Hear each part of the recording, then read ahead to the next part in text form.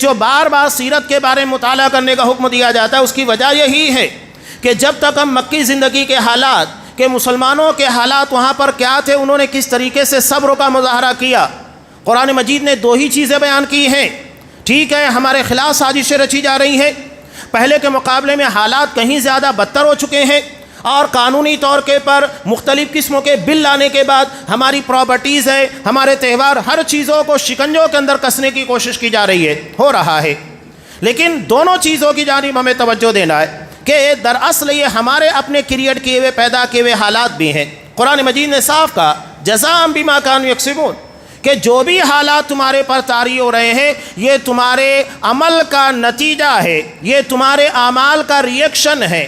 انسانی زندگی کی باڈی کے پر بھی اگر کوئی ریئیکشن ہوتا ہے، یہ اس کی اپنی کوئی خامی اور غلطی کی بنیاد پر، اسی طرح پوری قوم اور پوری سماج کے پر بھی اگر کوئی ریئیکشن ہو رہا ہے جس سے ہمیں تکلیف لاحق ہوتی ہے، تو یہ ہماری اجتماعی غلطیوں کا اور قومی غلطیوں کا نتیجہ ہے۔ قرآن صاف کہتا ہے یہ تمہارے اعمال کا بدلہ ہے۔ اس کا مطلب ہم اگر اپنے اعمال کو صحیح کر لیں تو ہمارے معاملات صحیح ہو جائیں گے، ہم دوسروں سے شکایت نہ کریں۔ اگر ہماری باڈی کے پر کوئی ایفیکٹ ہوتا ہے تو ہم پڑوسی کو جا کر شکایت نہیں کرتے کہ تیرے کھانا دینے کی وجہ سے یا تو نے یہ چیز بھیج دی اس کی وجہ سے مجھ کو ہوا، نہیں۔ ہمیں اپنے آپ کی اصلاح کرنا ہے، ہم اپنے آپ کے بارے میں ذمہ دار ہیں، ہمیں اپنے آپ کے بارے میں مکلف بنایا گیا ہے۔ تو اپنی زندگی، اسی طرح مسلمانوں کو دیگر قوموں کی شکایت اور شکوے دراصل یہ ہمارے لیے جواز کی راہ نہیں ہے کہ دوسری قومیں سازشیں کر رہی ہیں، اسرائیل ہمارے ساتھ کیا کر رہا ہے، یہود ہمارے ساتھ کیا کر رہے ہیں، ہندوز کیا کر رہے ہیں، اس سے کہیں زیادہ اہمیت یہ ہے کہ ہم اپنے باپ کے بارے میں کیا کر رہے ہیں، ہم اپنی اصلاح کے بارے میں کتنے فکر مند ہیں۔ اللہ نے صاف کہا کہ جو قوم کے رہنے والے مصلح ہوتے ہیں وَأَهْلُهَا مُصْلِحُونَ، کہ جہاں کے رہنے والے لوگ مصلح ہوتے ہیں یعنی غلطیوں کی اصلاح کرنے والے، اللہ اس بستی کو ہلاک نہیں کرتا۔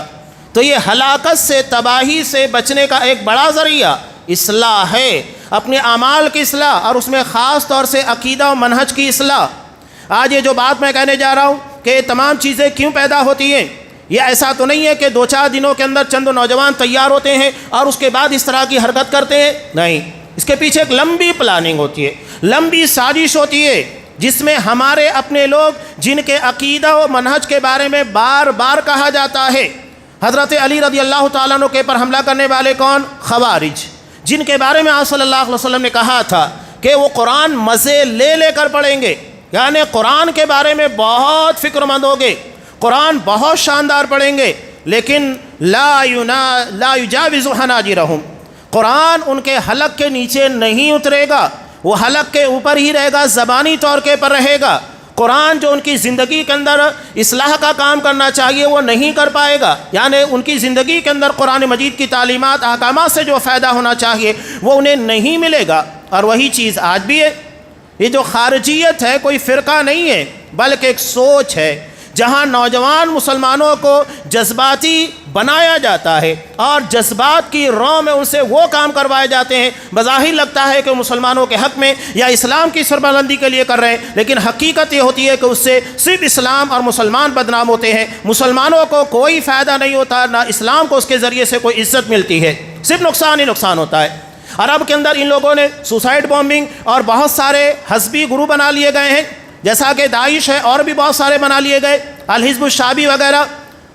یا حزب اللہ وغیرہ، یہ تمام جو جماعتیں بنائی گئیں بظاہر تو یہی ہے کہ اسلام کے نام کے پر مسلمانوں کو فائدہ پہنچانے کے لیے، لیکن حقیقت یہ ہے کہ اس سے اسلام اور مسلمانوں کو فائدہ پہنچانا مقصود نہیں ہوتا ہے، یہ بظاہر ہوتا ہے لیکن اس کے پیچھے وہ چھپی ہوئی سازشیں بڑی خطرناک ہوتی ہے۔ اور ٹارگٹ آپ دیکھیے، عرب کے علاقوں میں بھی ٹارگٹ مسلمان ہیں، مسلمان ہی مرتے ہیں، مسلمان ہی دہشت گردی کے الزام کے اندر آتے ہیں، اور بدنام بھی مسلمان ہی ہوتے، ہر اعتبار سے مسلمانوں کو ہی ٹارگٹ کیا جاتا ہے۔ بہرحال میرے کہنے کا مقصود یہ کہ ہمارے درمیان کچھ لوگ ایسے آتے ہیں جو مسلمانوں کی حالت کو لوگوں کے درمیان ان کے جذبات کو برانگیختہ کرنے کے لیے بیان کرتے ہیں کہ مسلمانوں کے خلاف موب لنچنگ ہوتی ہے، جب چاہے انہیں گھیر کر مار دیا جاتا ہے، ٹرینوں کے اندر نام پوچھنے کے بعد شوٹ کر دیا جاتا ہے، کاروبار کرنے نہیں دیا جا رہا ہے۔ یہ حالات کو بیان کرنے کے بعد ہمارے نوجوانوں کے ذہن کو کیپچر کرتے ہیں۔ اب ہمیں کیا کرنا چاہیے؟ ری ایکشن، جواب دینا چاہیے، ہمیں بھی ان کے خلاف ہتھیار اٹھانا چاہیے، اور پھر اس کے بعد ایک منظم طریقے سے ان لوگوں کو وہاں تک پہنچایا جاتا ہے جہاں ان کے سرگنا لوگ ہوتے ہیں، اور پھر سازشی انداز میں جو چیزیں ہمارے سامنے آتی ہے وہ سوائے ذلت اور رسوائی کے کوئی اور چیز فراہم نہیں کرتی ہے۔ اسی لیے آج اپنے بچوں کے پر خصوصی طور پر بہت توجہ دینے کی ضرورت ہے کہ ان لوگوں کے ساتھ میں رہنے والے کون ہیں۔ اللہ کے رسول صلی اللہ علیہ وسلم کی حدیث سنیے جسے امام ابو داؤد رحمۃ اللہ علیہ نے بیان کیا کہ المرء علی دین خلیلہ فلینظر احدکم الی من یخالل، کہ بندہ اپنے دوستوں کے دین پر ہوتا ہے، بہت دھیان دینا چاہیے کہ اس کا دوستانہ کن لوگوں کے ساتھ ہے، جن محفلوں کے اندر رہتا ہے، جیسے دوستوں کے ساتھ رہتا ہے، وہی فکر اور وہی تمام چیزیں اس کے ذہن و دماغ، اس کے اخلاق کے پر حاوی ہونا شروع ہوتی ہے، دوستوں کی سنگت کا اثر اس کے پر پڑنا شروع ہوتا ہے، نتیجہ یہ ہوتی ہے کہ اس کی سوچ بدلتی ہے اور اس کے سوچنے کا انداز چینج ہو جاتا ہے، اور پھر جو آگے کے حالات وہ کہیں زیادہ بدتر ہوتے ہیں۔ اس لیے اپنے بچوں کے پر خصوصی طور پر نظر رکھنے کی ضرورت ہے، وہ کسی بھی ایسی تنظیم یا کسی بھی ایسے فرد سے کوئی رابطہ نہ رکھے۔ ہمارے یہاں خاص طور سے جب نام لیا جاتا ہے لوگوں کو بڑا برا لگتا ہے، ڈاکٹر اسرار کی بات کہیے، ڈاکٹر ذاکر نائک کی بات کہیے، یا انجینئر محمد علی مرزا کی بات کہیے، یہ دراصل کیا کام کرتے ہیں آپ کو پتہ ہے کہ اسلام کی اچھی باتوں کے درمیان ایک خراب قسم کی باتوں کو شامل کرتے ہیں،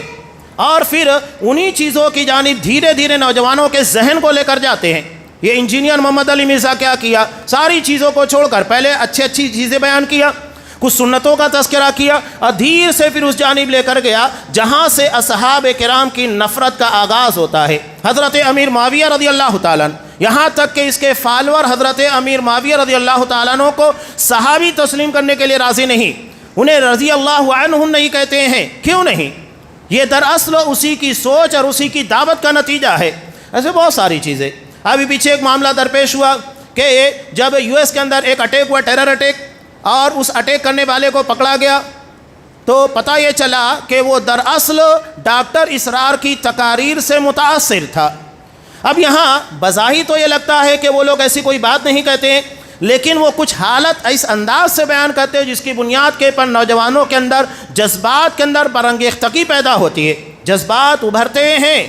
اور انہیں کنٹرول نہیں کیا جاتا، یعنی ان کے جذبات کو بے قابو کرنے کی کوشش کرتے ہیں۔ وہ ڈائریکٹلی آپ کو کسی معاملے کے اندر انوالو نہیں کریں گے، لیکن آپ کے ذہن و دماغ کے اندر ایسی باتیں ڈالیں گے جس کی بنیاد کے پر جو ریئیکشن ہوگا وہ بڑا خطرناک ہوگا۔ اسی لیے ان گمراہ لوگوں سے سختی کے ساتھ منع کیا جاتا ہے کہ علماء کے ذریعے ہی دین حاصل کیا جائے۔ اللہ کے رسول صلی اللہ علیہ وسلم نے دین کا وارث علماء کو قرار دیا ہے، کسی ڈاکٹر کو نہیں قرار دیا۔ وہ اپنی فیلڈ کے ماہر ہے، اپنی فیلڈ آپ سنبھالیے گا۔ کہ کوئی کسائی ٹھیک ہے بہت اچھا جانور بناتا ہے، اس کا مطلب یہ نہیں کہ آپ کو اگر کڈنی کا آپریشن کرنا ہے تو چلو ایک کسائی کے پاس چلو، بہت اچھا جانور بناتا ہے، بڑی صفائی کے ساتھ بوٹیاں بناتا ہے۔ نہیں، یہ وہی معاملہ ہے کہ ہم نے اس طرح کے ڈاکٹروں کو، انجینئروں کو موقع دیا تو بندر کے ہاتھ میں تلوار ہے، وہ جس طریقے سے چاہتا ہے چلا رہا ہے اور نوجوانوں کو گمراہ کر رہا ہے۔ یہ جو جذباتیت ہے، اسلام ان تمام چیزوں کی اجازت نہیں دیتا، بلکہ آپ صلی اللہ علیہ وسلم نے جذبات کو قابو میں رکھنے کا حکم دیا۔ اور مسلمان کے بارے میں کہا کہ مسلمان دور اندیش ہوتا ہے، وہ بہت دور کی سوچتا ہے، معاملات کے پر گہری نگاہ رکھتا ہے۔ خبروں کے بارے میں کہا گیا کہ خبریں آنے کے بعد اسے وائرل نہ کیا جائے، بلکہ اسے ان لوگوں تک پہنچایا جائے جو ذمہ داران ہیں، جو اس کی تہ تک پہنچ سکتے ہیں، جن کو اچھی طریقے سے حالات کے پر نظر ہوتی ہے، خبر ہوتی ہے۔ یہ دراصل حالات حاضرہ کے تناظر میں کچھ باتیں تھیں جو میں نے آپ کے سامنے پیش کرنے کی کوشش کی۔ اس سے اسلام دراصل عزت نہیں پاتا، بلکہ اسلام بدنام ہوتا ہے، مسلمان مجرموں کے کٹہرے میں آ کر کھڑے ہو جاتے ہیں، اور خاص طور سے اس کی بنیادی وجہ ہمارے نوجوانوں کے اندر صحیح عقیدہ، صحیح منہج کا نہ ہونا، اسلامی تربیت کا نہ ہونا ہے۔ تو ہمیں اپنے بچوں کو خاص طور سے صحیح عقیدہ، صحیح منہج، اسلامی تعلیمات، ان چیزوں سے قریب کرنا ہے تاکہ گمراہیوں سے اپنے آپ کو محفوظ رکھ سکیں۔ اللہ تبارک و تعالیٰ سے دعا ہے کہ پروردگار اسلام اور مسلمانوں کی حفاظت فرمائے۔ ہر وہ چیز جو اسلام کے خلاف، اسلام کے نام کے پر کی جاتی ہے، پروردگار ایسی سازشوں سے اسلام اور مسلمانوں کو محفوظ رکھے، اور ہندوستان یا کہیں پر بھی رہنے والے جو بھی انسان ہے پروردگار ان کی جان مال عزت و ناموس کی حفاظت فرما، اور ہر وہ عمل جس کی بنیاد کے پر اسلام اور مسلمان بدنام ہوتے ہو، سازشی انداز میں جس طرح چیزیں کی جاتی ہے، پروردگار ان فتنوں سے ہمیں محفوظ رکھ، آمین۔ بارک اللہ لنا ولکم فی القرآن العظیم ونفعنی وإیاکم بالآیات